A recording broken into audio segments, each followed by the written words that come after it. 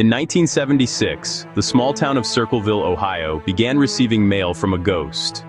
Mary Gillispie, a local school bus driver, opened a letter that had no return address.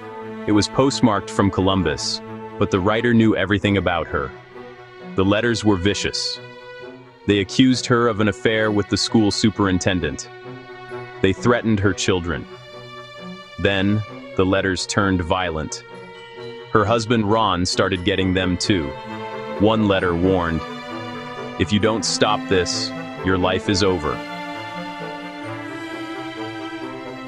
In August 1977, Ron received a mysterious phone call.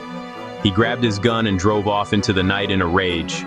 He was found dead hours later, his truck wrapped around a tree. His gun had been fired once. The police ruled it a drunk driving accident. But the writer knew better. The letters didn't stop. In fact, after her husband's death, Mary continued to drive her bus. But the anonymous writer was watching her every move. One afternoon, while driving her route, she saw a sign nailed to a fence post targeting her daughter. Furious, she pulled over to tear it down.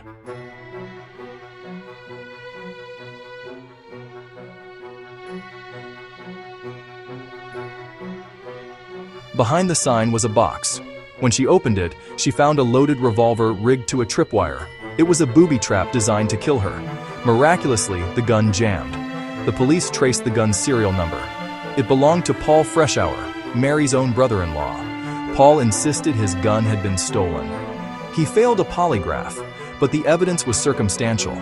Still, the jury convicted him of attempted murder. He was sent to maximum security prison. The town breathed a sigh of relief.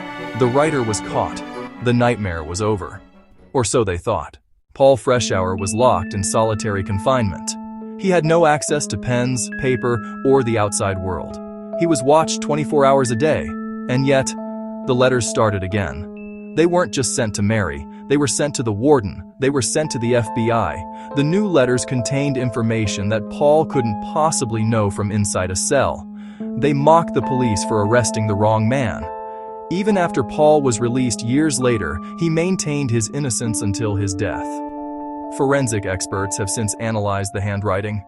Many believe the letters match Paul's style perfectly.